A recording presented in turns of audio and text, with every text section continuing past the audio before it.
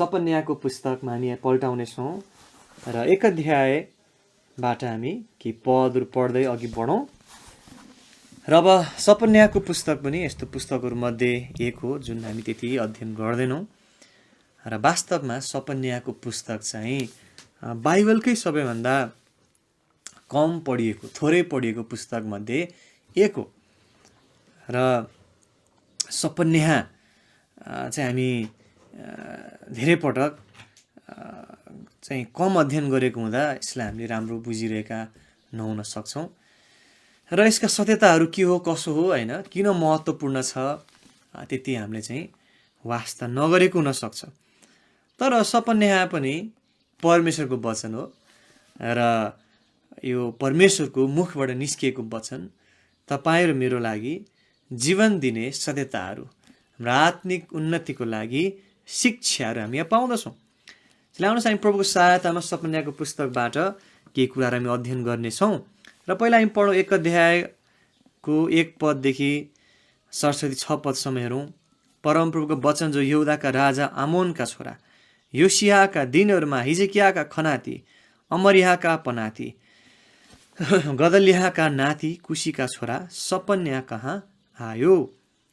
परमप्रभु भन्नुहुन्छ, म धरतीको सतहबाट सबै थोकहरू बिल्कुलै मेटाइदिनेछु। म मानिस र पशुलाई मेटाइदिनेछु। म आकाशका चराहरू, समुद्रका माछाहरू, सबै ठेस लाग्ने कुराहरू दुष्टहरूको साथमा मेटाइदिनेछु। अनि म धरतीको सतहबाट मानिसलाई नाश गर्नेछु, परमप्रभु भन्नुहुन्छ। अनि म यहुदामाथि र यरुसलेमका सबै बासिन्दाहरूमाथि आफ्नो हात फैलाउनेछु। यस ठाउँबाट म बालको रहल पहल भाग र पुजारीहरूको साथमा मूर्ति पूजक पुजारीहरूको नाम नाश गर्नेछु। तिनीहरूलाई पनि जसले छानाहरूमा आकाशको तारागणलाई दण्डवत गर्छन्, र तिनीहरूलाई पनि जसले परमप्रभुलाई दण्डवत गरेर उहाँको नाममा कसम खान्छन् तर मलकामको नाममा पनि कसम खान्छन्।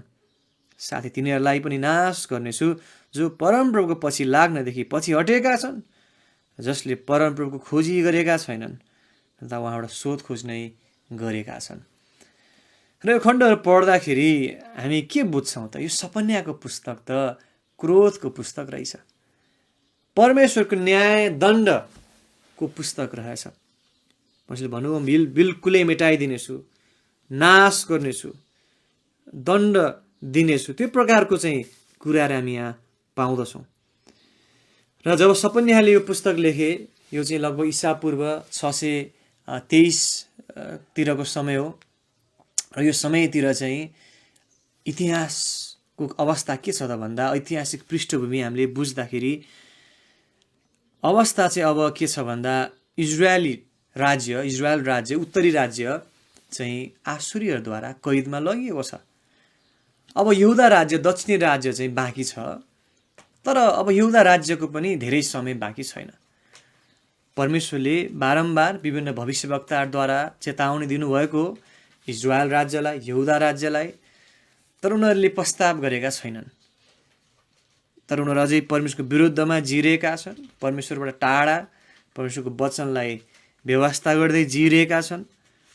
हामीले पढ्यौँ यहाँ 5 पदमा, उनीहरूले चाहिँ छानामा गएर आकाशको तारागणलाई दण्डवत गर्छन्, तारापुञ्जहरूलाई पुज्छन्, अनि परमप्रभुको नाममा कसम खान्छन् तर मलकामको नाममा पनि कसम खान्छन्।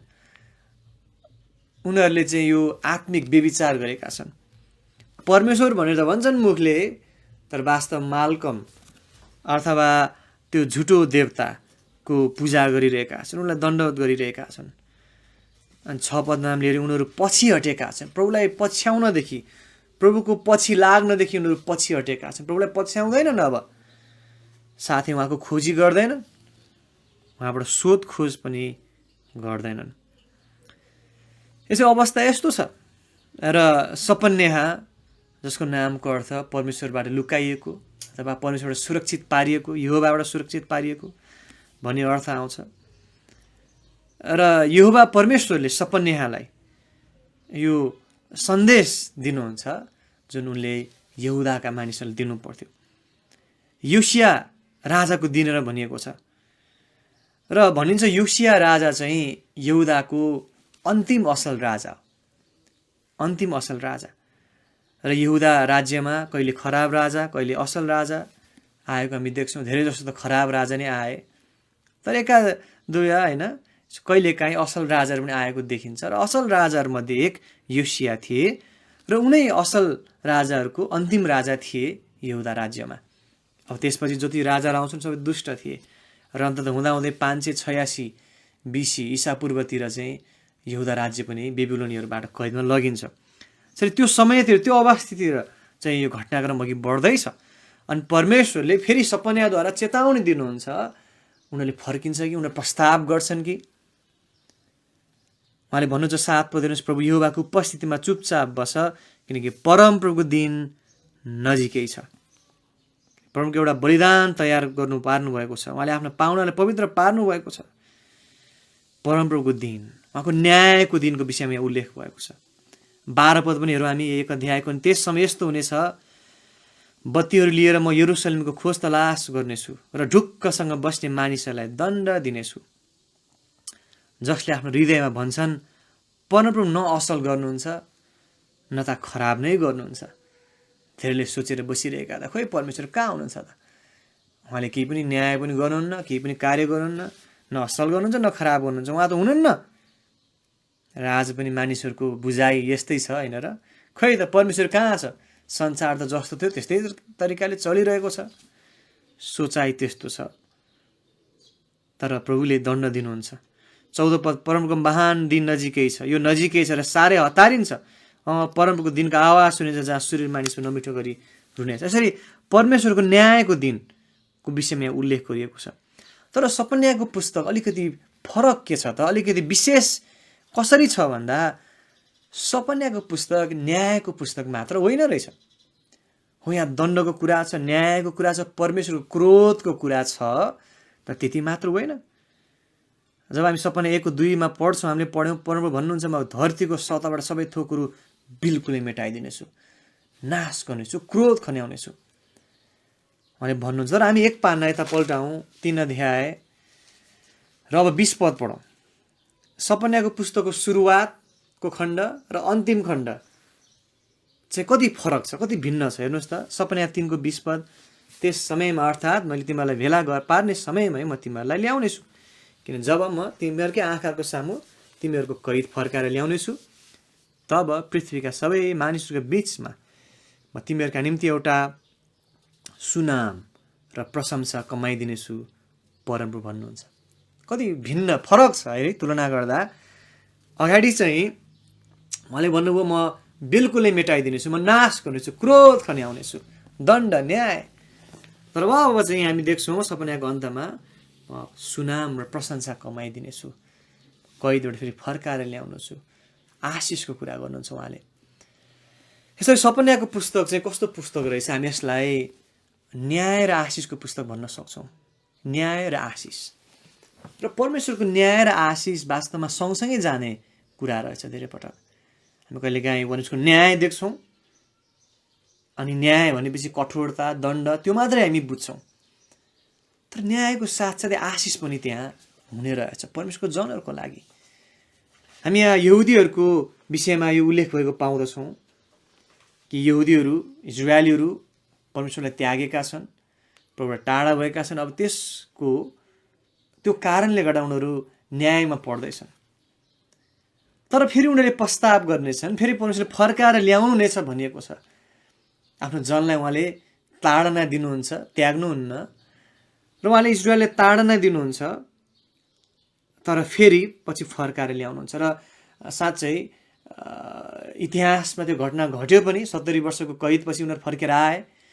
तर अझै पनि अहिलेसम्म पनि जसरी पहिलाको अवस्थामा थियो त्यो परमेश्वरको उनीहरू प्रजा हुने कुरा, परमेश्वरलाई चिन्ने कुरा, त्यो अझै जसरी हुन्छ एक दिन भविष्यमा त्यो भइसकेको छैन।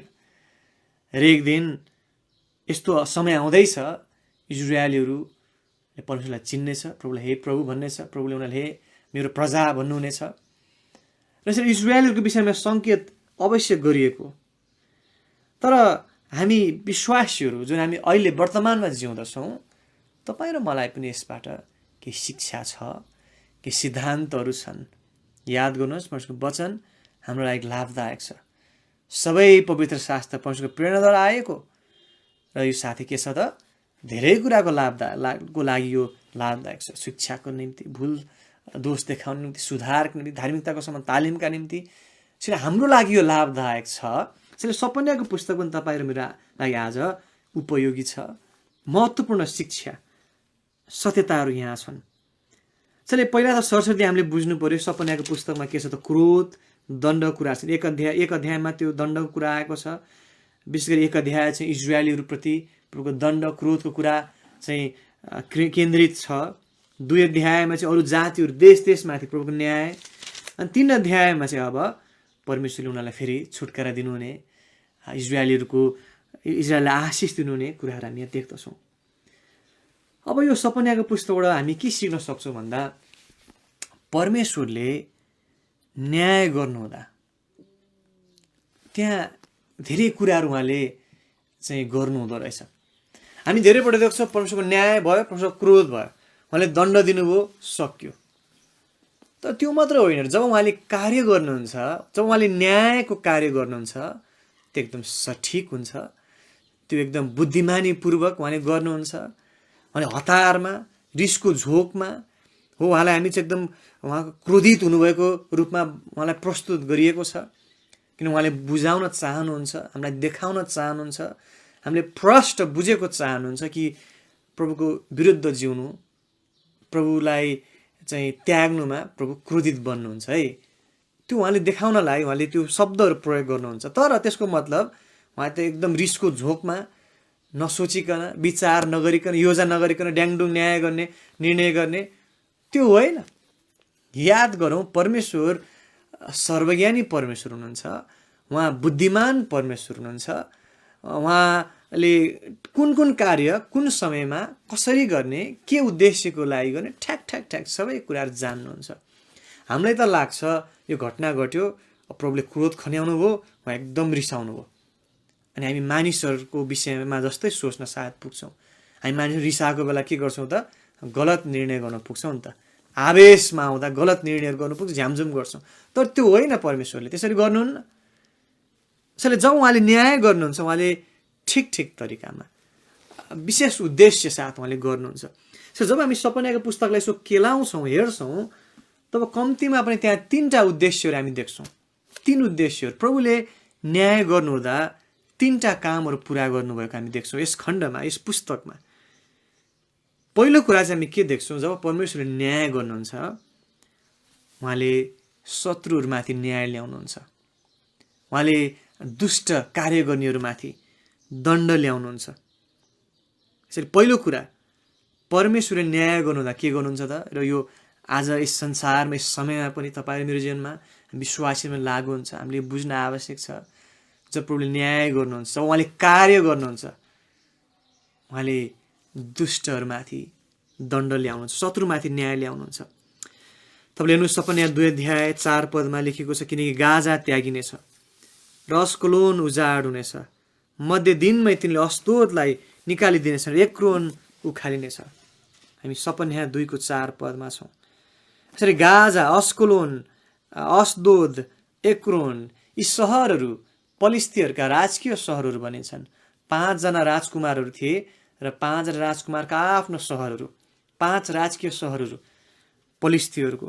अनि पलिस्तीहरूमाथि प्रभुले न्याय ल्याउँदै हुनुहुन्छ। प्रभुले यहाँ भन्दै हुनुहुन्छ पलिस्तीहरू जो इजरायलको शत्रु थिए, परमेश्वरको विरोधीहरू थिए, उनीहरूमाथि प्रभुले दण्ड ल्याउँदै हुनुहुन्छ। 5 पद समुद्रको किनारका बासिन्दाहरू अर्थात् करेतीहरूको जातिलाई हाय, परमेश्वरको वचन तिमीहरूको विरोधमा छ, हे पलिस्तीहरूको देश कनान, म तँलाई कुनै बासिन्दा नरहने गरी नाश गर्नेछु। 8 पद मैले मोआबको निन्दा र अम्मोनीहरूको गिल्लाहरू सुनेको छु, जससित तिनीहरूले मेरो प्रजाको निन्दा गरेका छन् र उनीहरूको सिमानाको विरोधमा आफूलाई ठुलो तुल्याएका छन्। मोआबीहरू, अम्मोनीहरू पनि शत्रुहरू थिए, इजरायलीहरूको परमेश्वरको विरोधीहरू थिए। यसरी न्याय ल्याउँदा परमेश्वरले के गर्नुहुन्छ त, नम्बर 1 न्यायको काम गर्दा परमेश्वर सधैँ दुष्टहरूमाथि दण्ड ल्याउने काम गर्नुहुन्छ। र त्यो कुरा हामीलाई यहाँ प्रष्ट पारिएको छ खण्डहरूमा। यसरी प्रभुले न्याय दण्ड ल्याउने काम गर्नुहुन्छ। हामी 15 पद पनि हेरौँ, 3 अध्यायको 15 पद, सपना 3:15। परमप्रभुले तेरा न्यायहरू हटाइदिनु भएको छ, उहाँले तेरो शत्रुलाई निकालिदिनु भएको छ। इजरायलका महाराजा परमप्रभुले तेरो बिचमा हुनुहुन्छ, तैँले फेरि कहिले खराबी देख्ने छैनस्। यसरी शत्रुहरूमाथि विजय र परमेश्वरको न्यायले के गर्छ, दुष्टमाथि दण्ड ल्याउँदछ। र यो बुझाइले हामीलाई सान्त्वना दिँदछ होइन र उत्साह दिँदछ। हामी संसारमा धेरै दुष्ट व्यक्तिहरू देख्छौँ, हामी धूर्त व्यक्तिहरू देख्छौँ, र कहिले न्याय होला प्रभु, सही न्याय कहिले हुन्छ होला? प्रभुले न्याय गर्नुहुन्छ एक दिन, र हामी आत्तिनु नपर्ने रहेछ, चिन्ता गर्नु पर्दैन। उहाँले आफ्नो समयमा सही न्याय गर्नुहुन्छ र हामी त्यसमा ढुक्क हुन सक्छौँ। हामी रमाउन सक्छौँ कि शत्रुमाथि, दुष्टहरूमाथि उहाँको क्रोध एक दिन खनिन्छ, दण्ड उहाँले ल्याउनुहुन्छ, सही न्याय उहाँले गरेरै छाड्नुहुन्छ। तर त्यति मात्र न, अझै अर्को महत्त्वपूर्ण कुरा हेर्नुहोस्, परमेश्वरले न्यायको काम गर्नुहुँदा अर्को कुरा के हुँदो रहेछ? दोस्रो कुरा हामी देख्छौँ, धर्मी जनहरूलाई उहाँले के गर्नुहुन्छ? अझै शुद्ध पार्नु हुँदो रहेछ, शुद्धिकरण कार्य गर्नुहुन्छ उहाँले। न्यायको कामद्वारा प्रभुले धर्मी जनलाई, आफ्नो प्रजालाई अझै शुद्ध पार्ने। ताडनाको अनुशासनको उद्देश्य के हो त? सुधार, उन्नति। र प्रभुले इजरायलीलाई जुन ताडना ल्याउँदै हुनुहुन्थ्यो, त्यसको उद्देश्य उनीहरूलाई अझै चाहिँ डोर्याउनु, शुद्ध पार्नु, निखार्नु। त्यसैले यो न्यायको चाहिँ अवस्था, प्रभुको त्यो न्यायको कार्यद्वारा उहाँले शुद्धिकरण कार्य पनि गर्नुहुँदो रहेछ। यहाँ भनेको छ सपन्या 3:9 पद हेर्नुहोस् त, किनकि तब मैले मानिसहरूले परमप्रभुको नाम पुकारुन्, एउटै मनले उहाँको सेवा गरून् भनेर म जाति जातिका मानिस एउटा शुद्ध भाषा दिनेछु। अब यो सरस्वती पढ्दा अलिकति त्यति हामीलाई केही नलाग्ला, तर यहाँ हामीले अलिकति केही शब्दहरूलाई विचार गर्नुपर्छ। एउटा शुद्ध भाषा दिनेछु भनेको छ, भाषा, ओठहरू दिनेछु भन्ने जुन शब्द छ, र यसलाई चाहिँ हिब्रूमा अलिकति फरक अनुवाद अथवा भनौँ यसलाई चाहिँ कसरी हामीले चाहिँ यसको अर्थ के छ त? बदली गर्नेछु, परिवर्तन गर्नेछु भन्ने अर्थ आउँछ। र हामीले फुटनोटमा पनि दिएको छ नेपाली बाइबलमा होइन, तपाईँले यहाँ छ, यहाँको तल फुटनोट हेर्नुभयो भने अक्षरश बदली गर्नेछु। यसरी यसको अक्षरश अर्थ चाहिँ के हो त? बदली गर्नेछु। मानिसहरू म यस्तो परिवर्तन ल्याउनेछु जसले गर्दा उनीहरूले के गर्छन्? प्रभुको नाम पुकार्नेछन्, उहाँको सेवा गर्नेछन्। यसरी परमेश्वरले आफ्नो महिमाको लागि मानिसहरूलाई परिवर्तन गर्न चाहनुहुन्छ। त्यो परिवर्तन, बदली उहाँले ल्याउनुहुन्छ।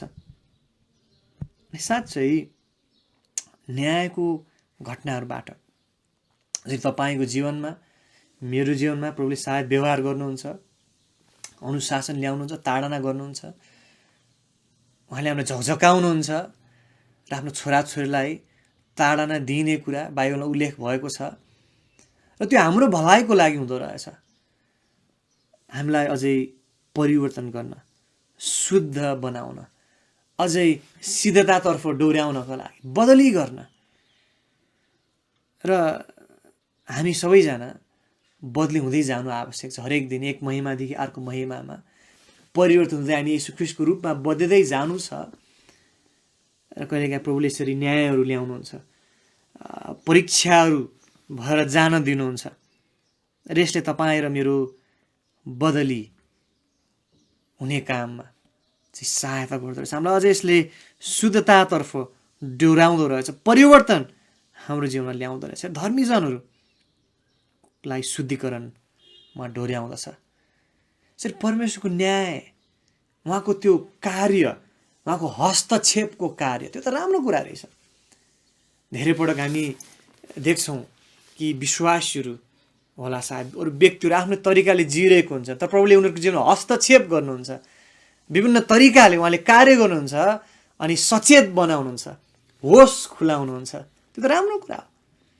हामीलाई अझै शुद्धिकरण गर्नको लागि, हामीलाई अझै सही बाटोमा डोर्याउनको लागि साउलको जीवनमा हस्तक्षेप गर्नुभयो, घोडाबाट लडाउनु हो दमस्कस जाने बाटोमा, अनि ऊ सत्यतामा डोर्याइए। विश्वासको जीवनमा प्रभुले घचघचाउनुहुन्छ, डोर्याउनुहुन्छ, अगुवाई गर्नुहुन्छ होइन र, विभिन्न परिस्थितिहरूद्वारा। अनि कहिलेकाहीँ उहाँको घोचघचाइहरू चाहिँ मिठो नहुन सक्छ, तर ती चाहिँ ताडनाका घचघचाटहरू पनि हुन सक्छन् होइन र। किन हामी आफ्नै तरिकाले जिउँछौँ। पत्रुसलाई विचार गर्नुहोस्, पत्रुस प्रभुको चेला हो, साँचो चेला हुन्, तर पनि प्रभुलाई 3 पटक इन्कार गरे अनि पछि दुखित भएर पस्ताव गरे। त्यो एउटा ठुलो उनको लागि पाठ हुन पुग्यो। अनि यसरी अरू विश्वासको जीवन प्रभुले कार्य गर्नुभएको छ, गर्नुहुन्छ। हामी हरेकको जीवन उहाँले गर्नुहुन्छ, किनभने उहाँको उद्देश्य के हो त? तपाईँ र मेरो जीवनबाट उहाँले आफ्नो महिमा लिन चाहनुहुन्छ। उहाँको नाम पुकारुन्, हामी 9 पदमा पढ्यौँ, सपन्या 3 को 9। सबै मानिसले प्रभुको नाम पुकारुन्, एउटै मनले उहाँको सेवा गरून् भनेर उहाँको नाम पुकारेको, अर्थात् उहाँको महिमा भएको उहाँ चाहनुहुन्छ हाम्रो जीवनबाट, उहाँको सेवा भएको हामी उहाँ चाहनुहुन्छ हाम्रो जीवनबाट। धेरैपल्ट तपाईँ र मेरो समस्या के हो? हामी आफ्नै नाम पुकार्छौँ, हामी आफ्नै महिमा खोज्छौँ, हामी चाहिँ आफ्नै सेवा गर्छौँ। तर प्रभुको सेवा गर्नु, प्रभुको महिमा गर्नु, त्यो हो हाम्रो जीवनको उद्देश्य। अनि त्यो उद्देश्यको लागि उहाँले फेरि हामीलाई गजगजाउनुहुन्छ अनि आफ्नो हस्तक्षेपको कार्यद्वारा हामीलाई बदली गर्नु चाहिँ दिनेछु भनेको छ। बदली गर्नेछु भनेर तपाईँले बुझ्नु सधैँ बदली गर्ने, परिवर्तन ल्याउने कार्य उहाँले गर्नुहुन्छ। यसरी परमेश्वरको न्यायको कार्य, हस्तक्षेपको कार्यले के गर्दो रहेछ त?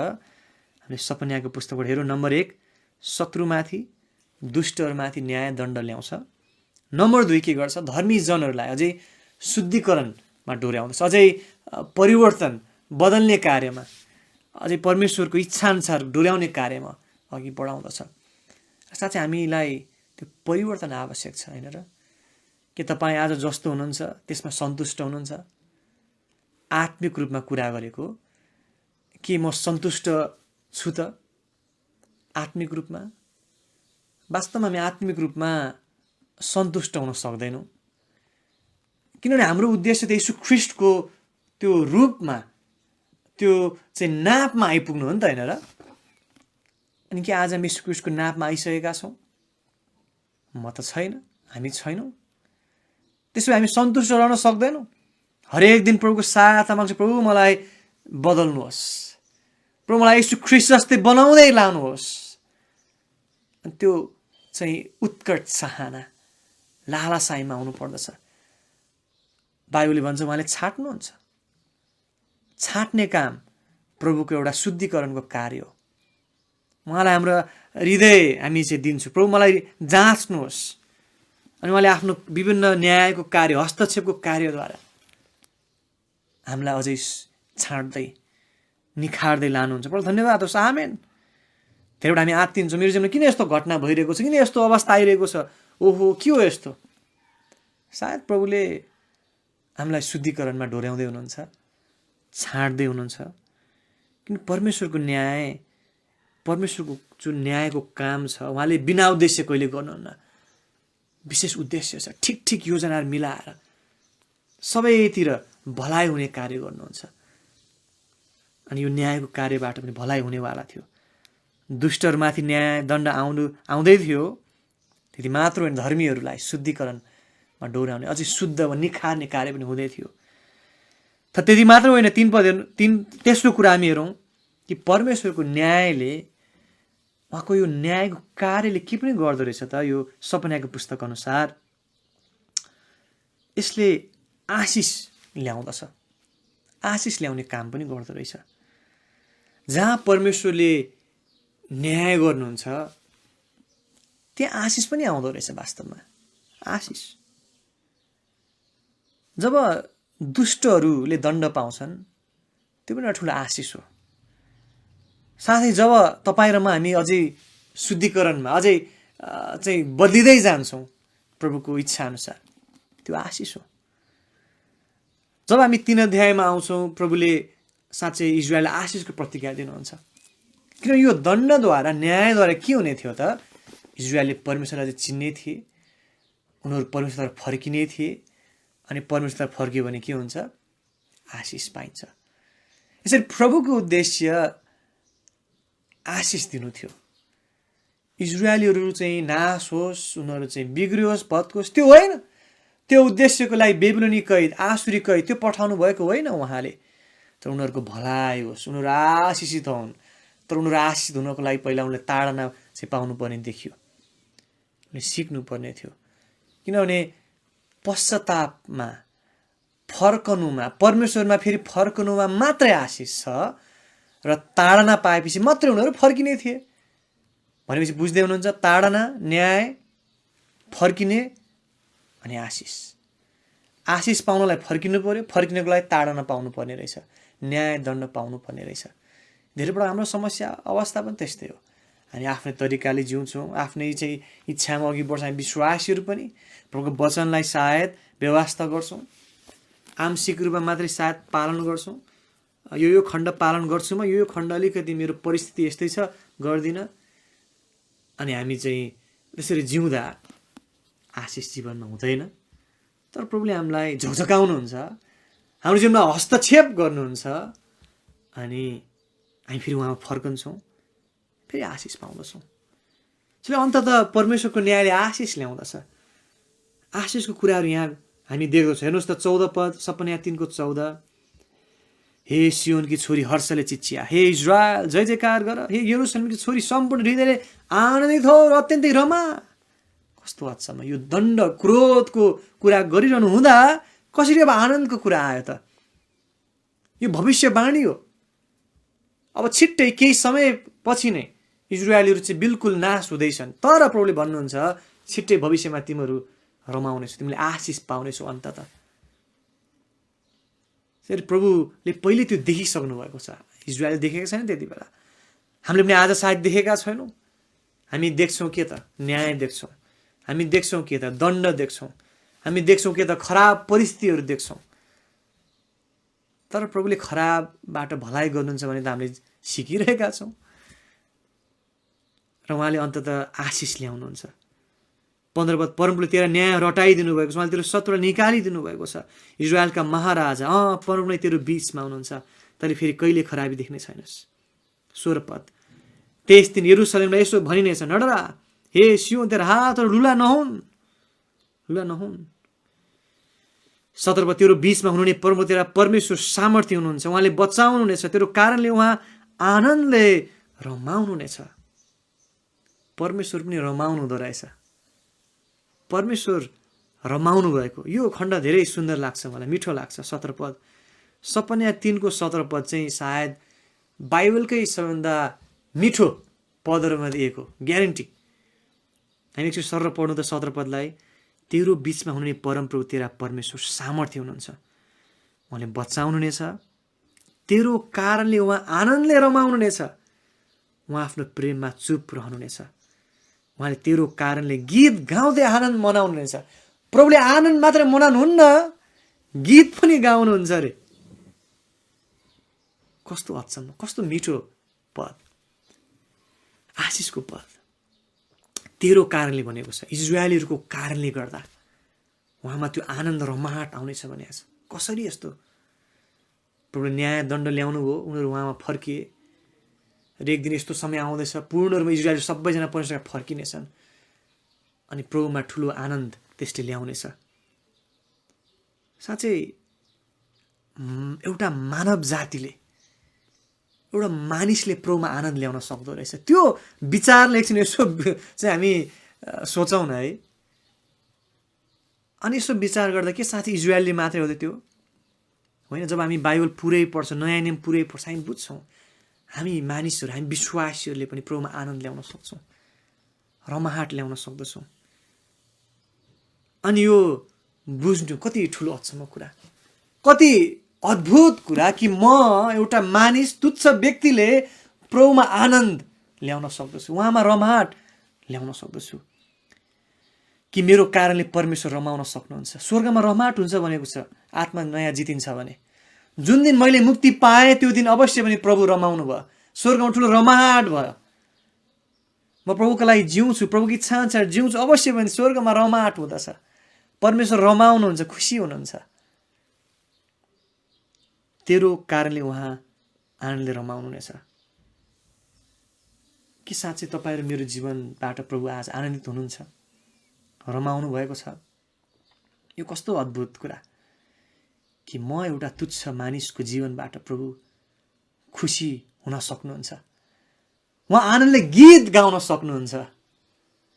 हामी धेरैपल्ट मानिसलाई खुसी तुल्याउने कुरा गर्छौँ, तर प्रभुलाई पनि प्रसन्न तुल्याउन सकिन्छ। थाहा छ तपाईँलाई?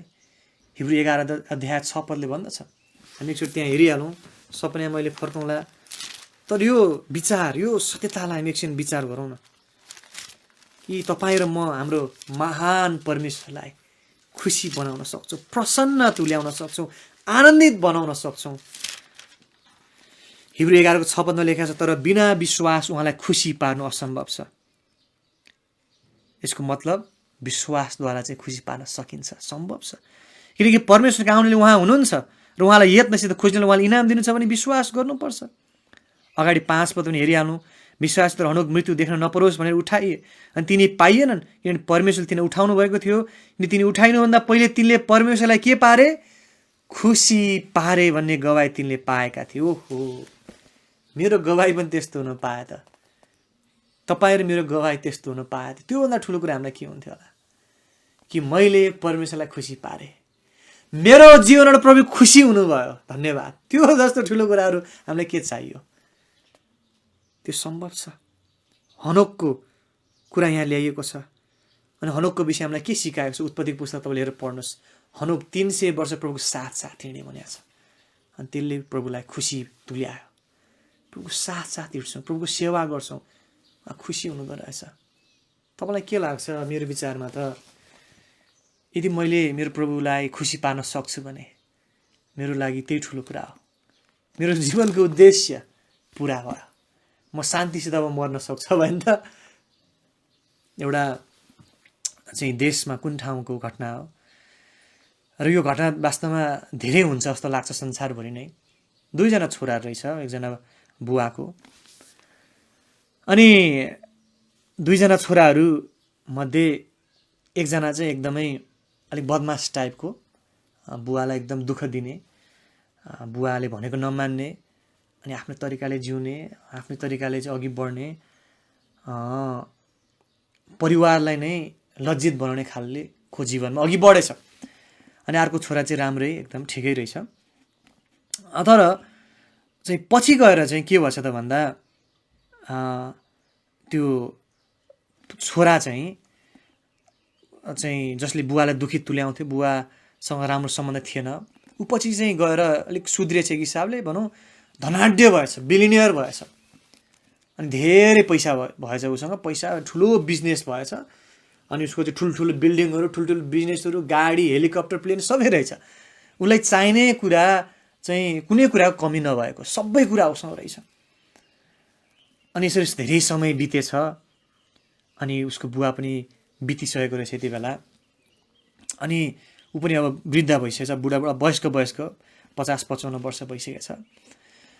अनि एउटा टिभीबाट उसको इन्टरभ्यू चाहिँ भएछ अनि इन्टरभ्यू हुँदाखेरि त्यो पत्रकारले उसलाई सोधेछ, तपाईँ चाहिँ एकदम धनी हुनुहुन्छ, तपाईँलाई चाहिएको कुरा सबै तपाईँ चाहनुहुन्छ, के चाहिँ तपाईँलाई कमी छ? सबै कुरा तपाईँसँग छ अनि तपाईँले सबै कुराहरू गरिसक्नुभयो, तपाईँसँग धन छ, तपाईँ सम्मान छ, मान इज्जत सबै तपाईँसँग छ, तर अझै पनि तपाईँले एउटा कुरा अझै मैले पाएँ भने म अझै त्यो गर्छु अथवा त्यो पाउन सक्यो अझै ठुलो कुरो हुन्थ्यो मेरो लागि भने त्यस्तो इच्छा तपाईँको के छ अझै भनेर सोधेछ। त्यो प्रश्न सोद्धा त्यो छोरा भावुक भएछ अनि उसले भनेछ, मसँग भएको जति पैसा छ, यो करोडौँ अरबौँ पैसा, धन सम्पत्ति, मान इज्जत, म एउटा कुराको लागि सबै दिन तयार छु कि मेरो बुवा जीवित हुँदासम्म कहिले पनि मैले बुवासँग सम्बन्ध असल राखिनँ र मैले सधैँ बदमास काम, नराम्रो कामहरू गर्थेँ। बुवा सधैँ म प्रति दुखित हुनुहुन्थ्यो र मसँग भएको पैसा, धन सम्पत्ति जे सबै म दिन तयार छु यदि एक पटक मात्रै मेरो बुवाको मुखबाट मैले, छोरा म तिमीदेखि खुसी छु भन्न सुन्न पाएँ भने म सब दिनेछु, एकचोटि मात्रै त्यसरी भनेछ भन्ने चाहिँ घटना थियो। साँच्चै त्यो हो नि होइन र सत्यता। तर हामी मानवीय पितालाई अथवा कुनै व्यक्तिलाई खुसी पार्ने कुरा गरेको होइन। हाम्रो परमेश्वर, राजाका राजा, सृष्टिकर्ता परमेश्वरलाई हामी प्रसन्न तुल्याउन सक्छौँ। कति अचम्म। त्यसैले सपन्याको सन्देश आज हामी बुझौँ। प्रभुले हामीलाई सहायता गर्नुभएको होस् कि साँच्चै नै परमेश्वरको न्यायको कार्य, परमेश्वरको हस्तक्षेपको कार्य हाम्रो जीवनमा उहाँले ल्याउनुहुन्छ, गर्नुहुन्छ भने हाम्रो व्यक्तिगत जीवनमा, परिवारमा। प्रभु धन्यवाद होस्। हामी सायद सुरुमा सबै कुरा नदेखौँला, यसको अन्त्य नदेखौँला, तर आफ्नो जनहरूलाई प्रभुले भलाइ गर्नुहुन्छ।